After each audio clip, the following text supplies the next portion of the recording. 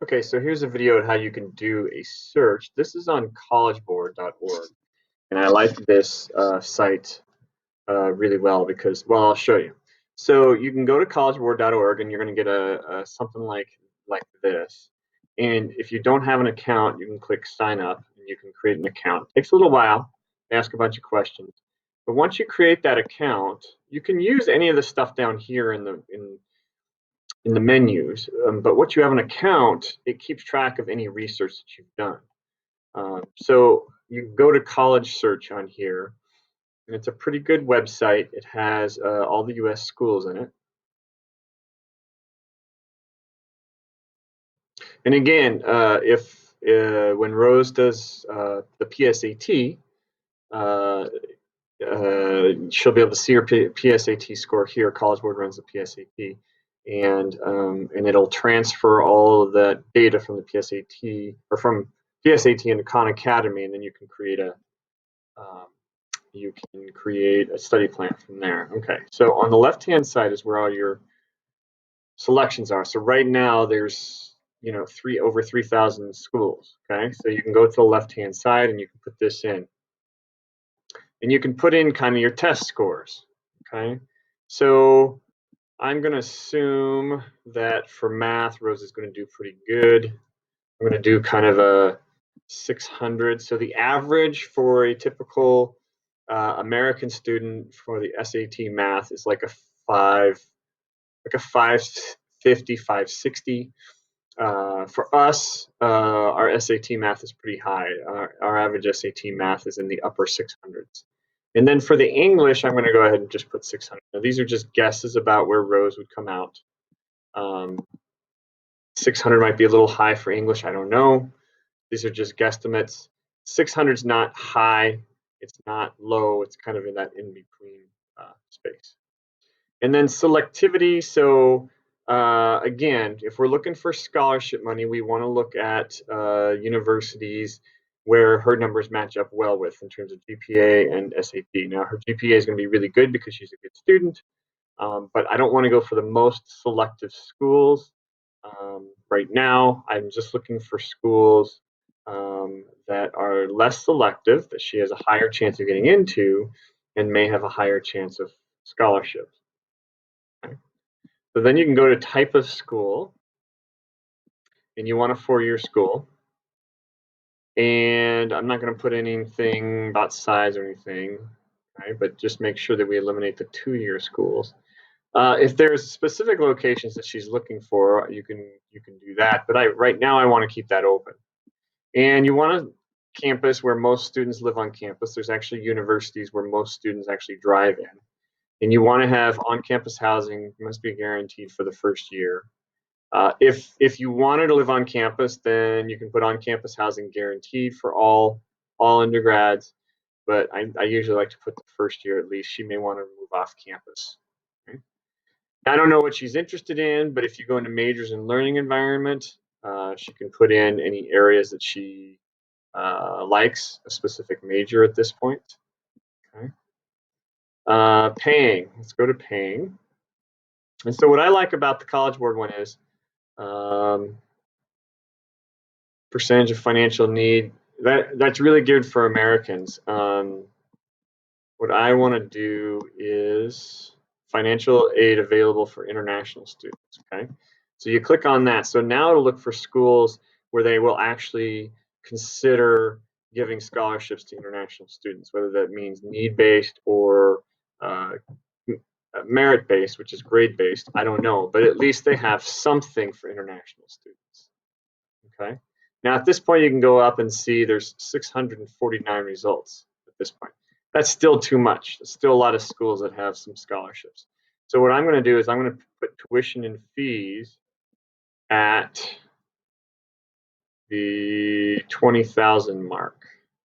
Okay, with the idea that if we look for schools that charge 20,000 or less for tuition fees, that's going to bring your list down, right? And that's the hope that if they have 20,000 in those fees. Now, this is going to be it's going to be hard to see whether this in-state or out-of-state. A lot of times they have different prices for people who are from the States but out-of-state, and then international students. Okay? But if you go up and look at the list, now we're down to 89 schools. Okay? So that's a little smaller list. So we need international aid for international students. It'd be nice to get this down a little bit from 89 results. Let's see if we can, residential campus, freshman housing. Let's go back to this and let's do on-campus housing for all years. And you can play with this. I mean, you and Rose can sit down and play with this anytime you want. That gives us 33. Okay, so these are schools in which she's going to have housing guaranteed for all 4 years while she's there, in case she doesn't want to live off campus. And they should be a little more affordable. Okay? So at this point, if she has an account, you can go ahead and save this. You can print results, or you can save the results. Okay?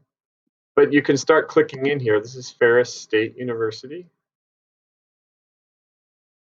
And you can add that to a college list, meaning it'll save it to a college list. And you can start to explore things about Ferris State. Okay. So your median SAT is 1210. So if she scores higher, than that, then she's more likely to get a scholarship. And you can click on paying. Okay, and if you're out of state, costs here. Okay, and if you're on campus, out of state, let's see if they have international. No, okay. Okay, so your estimated cost is 24,000 US dollars. So it seems very affordable. We need to be careful though, because this may be United States citizens and not international. So let's look at scholarships. Okay, so they have athletic scholarships, ROT scholarships. Okay, how to apply for financial aid. That doesn't have anything to do with you because you're international. So then at this point, get a better idea. You want to actually go to Ferris State University's website.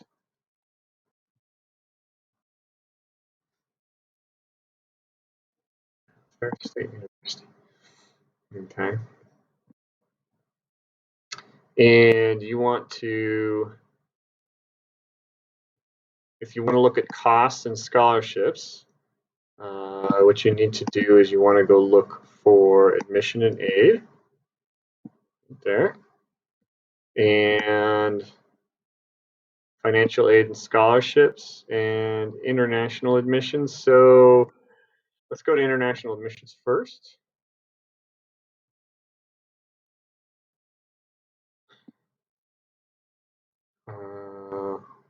Undergraduate students. Okay. And here you can get the tuition and fees. This is nice. This is a nice, so now, yeah, so for the international, so the tuition is actually higher for international students. So the tuition is actually $20,000, and then the other expenses, which comes out to 35. So that's a lot. So, you know, if you're thinking that you can only pay about 15 or 20, then she needs a $15,000 scholarship. Let's go back to scholarships and see if there's any scholarships that are in that range. International student scholarships. Okay.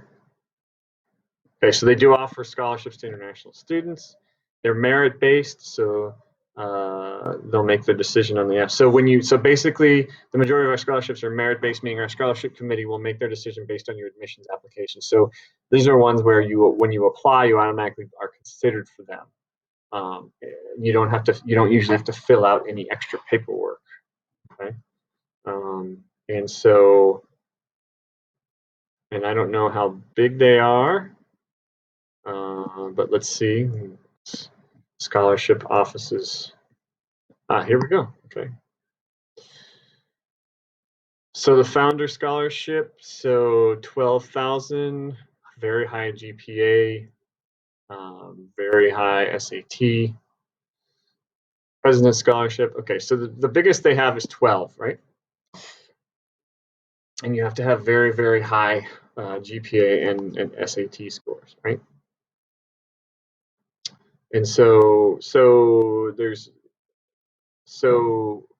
if you're looking at that 20 to 15,000 where you pay, it would be very hard. Even if you win the Founder Scholarship, it would be very hard to get because it's 35,000. So if you only got 12,000, that's a little less than 25. So that's harder to do. So even though paying less than 25,000 a year is actually really good, and this school offers scholarships, it would be it's pretty competitive to get that scholarship. And if her numbers were close, if she ends up around a 1350 or above for the SAT, and her GPA for us would be like a 6.5 GPA or above, then she would be competitive for this scholarship. And so this is a lot of work. This is a way that you can try to evaluate whether schools are in your price range or not, and then you can go back to the list, right? Let's see, where's the list? And so maybe Ferris State goes on your list, maybe they don't. Then you can go back to go back to the rest of that list that we had developed, and you start to search for schools again. So keep in mind that many schools have a higher fee for international students than for domestic students. So this is geared for domestic students. So when you do a search and you see the price, you really need to go to their website and start looking at those. Now, the other email on this email, I gave you some hints on some other universities. I'm constantly on the lookout for universities that are cheaper or that are offering scholarships for students. So as we go, I'm searching. If Rose and you can do this sort of searching for it and looking for schools that are right around what you think you can pay, then you start collecting schools like that as we go. So that's kind of that whole process. We'll go ahead and stop share.